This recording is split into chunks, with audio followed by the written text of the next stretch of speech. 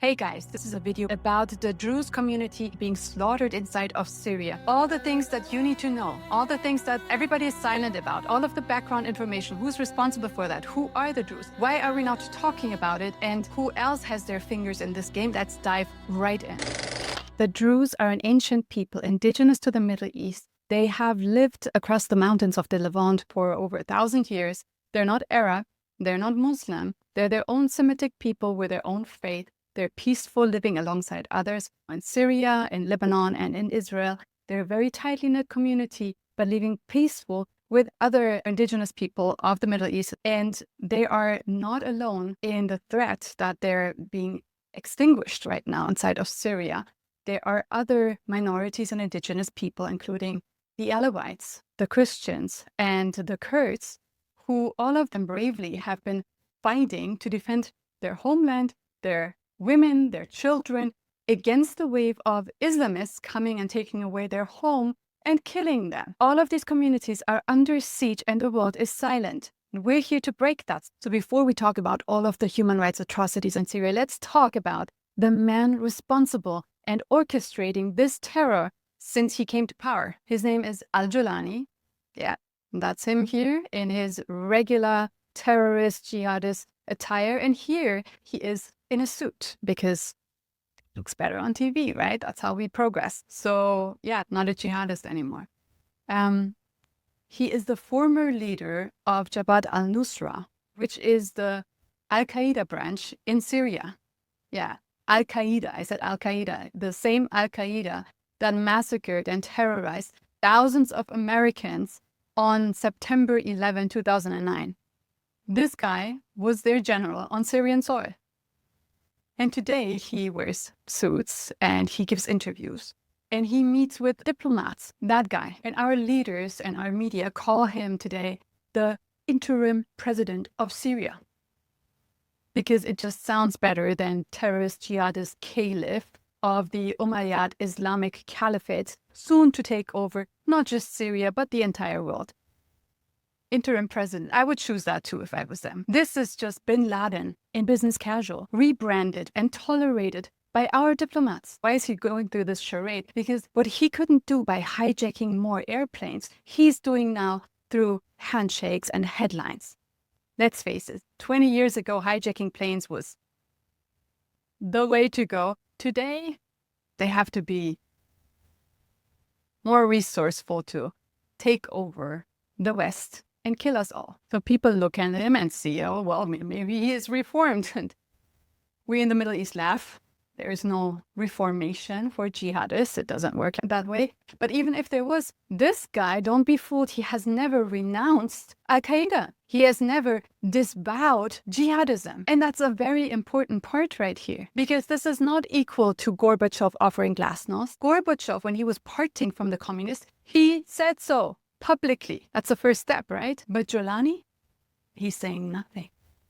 And that silence is not innocence. It's pleading the fifth.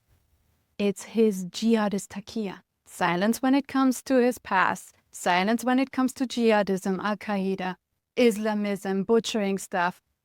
Just don't talk about it. Instead, smile into the cameras. Talk about progress and integration while you guys are butchering in the shadows. This is just the modern dance of jihadism, you know? Business suits for CNN and then cryptic messages in Arabic to his Islamist and jihadist followers. And in some of those messages, Al-Jolani and his followers are clear. This doesn't end in Damascus. It doesn't even end in Jerusalem. And we know what that means. That means little Satan first, big Satan second, and then the rest of the world. Jihadists don't change. They change costumes. They just change in learning how to navigate Washington and Geneva and Berlin. That whole charade begins by calling yourself, crowning yourself interim president of Syria. Nobody elected him. There was no elections. And then business suits from our governments from all over the world came in and legitimized it and echoed it. And our media started echoing it. I'm very sensitive when it comes to shit like that, you know, terrorists claiming ownership over a country while the people are like, we didn't elect that, we didn't bring this person in, but they don't have a way of amplifying their voices, because our diplomats and our media echo the voices of these jihadists. Where have you seen this before? When Khomeini was flown in on an Air France flight from Paris to Tehran in an Islamic coup, took over our country, our ministries and everything, and then diplomats came and said, well, this is, I guess, the new government of Iran. And since then, for the last 46 years, they pretended these terrorists are a government, while they're butchering my father and our people inside of Iran, getting handshakes and invitations to the UN, and they're seen as diplomats. That happened in Afghanistan. There was no elections. The Afghan people didn't come nilly-willy out of the sudden and thought, oh, the Taliban sounds great. Let's have a regime that takes over our country, makes half of our population, women and girls, vanish from society, vanish from school, vanish from being allowed to have a voice in public, be seen in public. They're barely allowed to carry a shadow in public. And that's also up to the jihadists and Islamists over there. Maybe they kill them one day for their shadows. And now it's happening in Syria. So we have seen this. We have witnessed it over and over again. This is HTS. This is Al-Qaeda. This is Al-Nusra taking over Syria. In the last month, butchering one after the other, the minorities, the Syrian people, the populations indigenous to Syria, indigenous to the Middle East, wiping them out in a genocidal massacre fashion that we've seen on October 7th. And every government, every media outlet, everyone echoes that. Oh, the president of Syria, the security forces of Syria, the government of Syria. Who made them that? So let me ask you this. Is it just the Jews saving the Druze? Because it seems like the rest of the world has folded. The rest of the world is just echoing what the jihadists say. And that's being complicit in their crimes. And we're going to talk about their crimes right now. Let's speak about all of the slaughter of communities since Al-Jolani and his jihadists came to power. On July 14th, Al-Jolani orchestrated his jihadist forces to launch a second wave of attacks targeting the Druze, this time in and around Sweida. And that resulted in a minimum of 350 civilians being killed. And that's just while I'm speaking, so the numbers are going to get higher as this video is going to make it out. Verified footage shows armed Islamist fighters with tanks. They're armed to their teeth and butchering civilians, women, children, men, humiliating the men by ripping off their mustaches before they execute it. By the way, the jihadists learned after October 7 and a couple other massacres that they shouldn't be filming the execution part too much, but they can film the humiliation before that, and everybody else understands what that means. They had a little backlash with all of those footages being in social media. There's dozens of survivors talking about the humiliation, talking about the atrocities, and how they have been coerced to do video statements, coerced confessions that then the jihadists use as their propaganda in the social media channels as well. Al-Jolani's forces marched into the towns like Attila the Hun, burning down the towns, burning down century-old cities and villages there, killing people, massacring them, and celebrating it as a victory. As of today, as I'm filming this, dozens remain missing. Yes, they kidnapped people, took them away, including spiritual figures, women, children. That's what jihadists do. And they keep uploading all of their carnage, all of their savagery to social media, not to shock the West. They hope Western media will not show these pictures, and they haven't. They have been silent about that.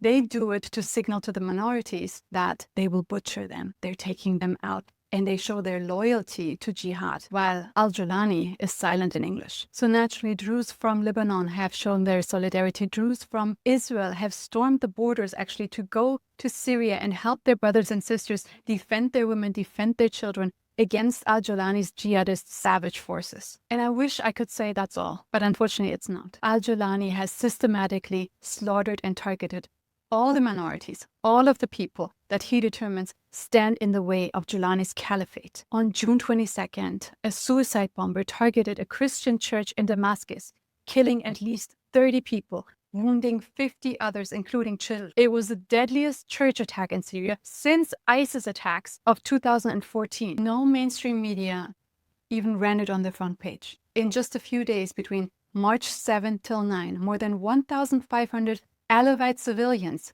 were slaughtered, massacred in coordinated raids across Latakia, Tartus, and Aleppo. We saw the footage of how they were forced to crawl on the floor, bark like dogs, squeal like pigs, just before being lined up and assassinated by shots into the head. Whole families were wiped out, children being killed. This was systematic wiping out of a minority community. Since January, Erdogan-backed jihadist Islamist forces have intensified their attacks on the Kurdish communities in northeast Syria. Jolani's HTS jihadists filmed themselves in October 7th style, kidnapping, raping, and killing dozens of Kurdish women. What was their crime? Kurds in Syria and across the region are one of the biggest allies that we have in fighting Islamists. Yes, the Syrian Democratic Forces, the SDF, are mostly Kurds, and they are America's biggest ally on the ground in defeating ISIS. One of these maps I'm showing you right here is what we put out last year to show,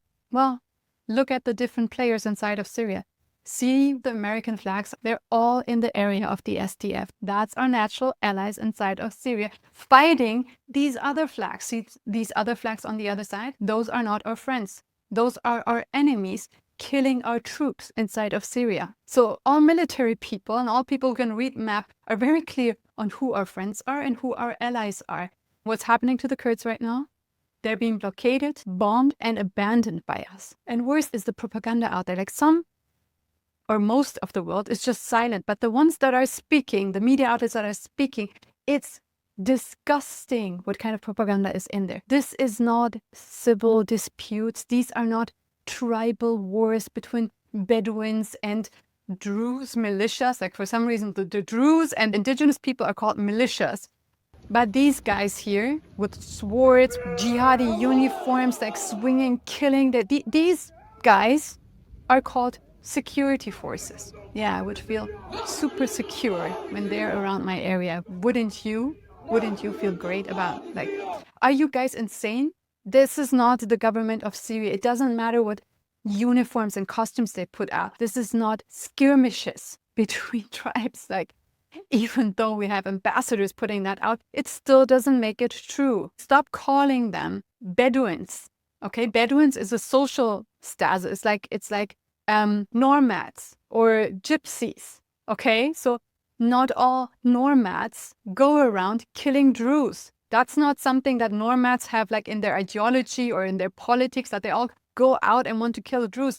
This is what jihadists do. So jihadists do infiltrate all kinds of layers of society. Even the Bedouins. Yeah, they are also infiltrated by jihadists, but what they're doing is jihad. So stop calling it tribal conflicts and naming them Bedouins or whatever. That's not what it is about. What media wants to say is like, oh, this is just the Middle East. They all kill each other. That's their culture. It's nobody's freaking culture to be exterminated and erased and slaughtered by jihadists. Not Middle Easterns, not anybody's, okay? So stop like whitewashing that and belittling that as like some tribal dispute. It's not. It's jihadists in uniforms. And it doesn't matter if they wear Syrian army uniforms. It doesn't make them a Syrian army. It doesn't matter if they put a security patch on or the ISIS flag on or a suit on. Jihadist is a jihadist when he does jihadi stuff. Okay? Let's be very clear about that. Now let's talk about what almost nobody wants to talk about, and that's the man who is dangerously shaping US policy towards Syria. So knowing all of those things about Al-Jolani and his jihadist forces,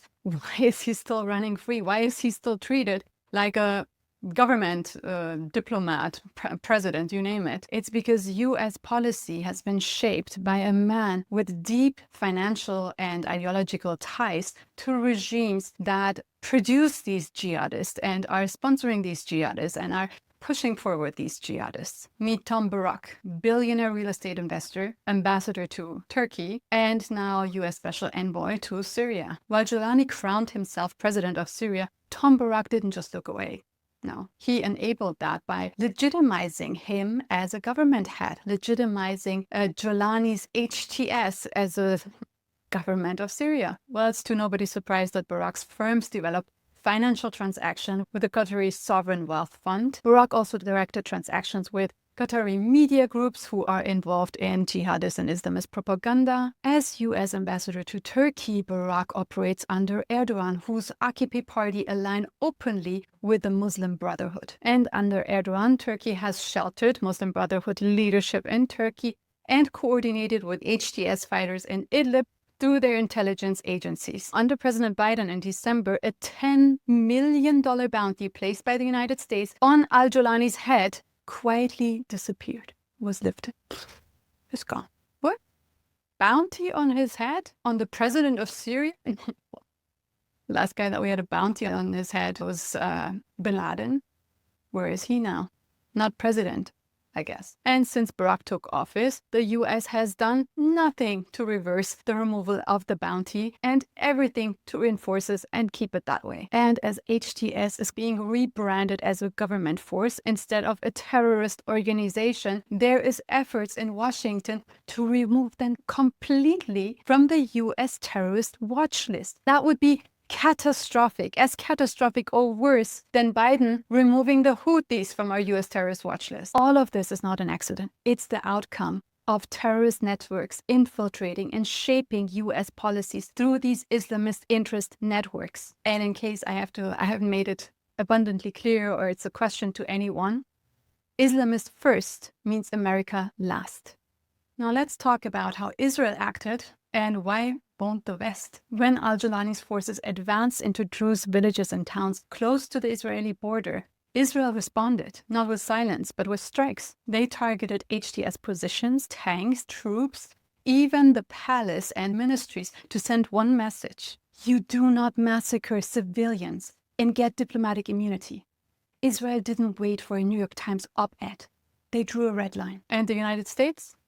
Still hesitant, still validating, still appeasing, even though the tone slightly shifted now towards damage control. While Israeli Druze rushed into Syria to defend their brothers and sisters, Israel started to strike and hit the jihadists. America is still siding and equipping the killers. Is that what we stand for? America and the rest of the world. Where do you stand? This is not, and it has never been, a regional issue, a Syria conflict. This is a moral line. Do we stand with genocidal jihadists or with the mountain people defending their homes? Do we stand with corrupt envoys and jihadist Islamist apologists or with the last surviving minorities of an ancient land? If the American public knew the truth, I know which side they would stand on. If they knew who Al-Jolani really is. If they knew what is happening to the Druze, Christians, Alawites, Kurds, and non-jihadists and non-Islamists across the Middle East, if they knew what these Tom Barracks are doing behind closed doors, and if they knew who's bleeding in silence every single day, do you think Americans would stand with the terrorists? If they had all of this information? Of course not. But it's the media and all of this complicity that gives them a distorted picture of what is really going on. Guess what Jolani's Islamists are going to do next? They're going to go back and attack the Kurds in the SDF area. As we saw on our map, we have all of our American troops stationed in that area. What do you think our troops will do? Stand with the Islamist Al-Jolani's forces shooting at them, or our allies? What do these troops want us to do? Which side should we stand on? If you have enough of this Islamist charade, share this video, break the silence, demand that the United States and Europe and all of the Western governments break ties with these jihadist forces. Stop enabling and legitimizing Al-Jolani. Stop pretending HTS all of a sudden is no longer Al-Qaeda and Al-Nusra. Tom Barrack needs to be removed and investigated. And while we're at it, any envoy and representative of our government working in our government that even flirts with the ideas of appeasing terrorists should be fired. To all you guys out there watching this, stand with the Druze, stand with the minorities, stand with Syria's brave people, stand with the truth. Remember, subscribe, like, share my channel if you want to have more of this. In the comments, there's also our GoFundMe if you want to support me and bring my father, who was kidnapped and butchered by these Islamists in Iran last October, back home. You can help me there. Pitch in, donate, help us bring Jimmy back home. Thank you, and I see you next time.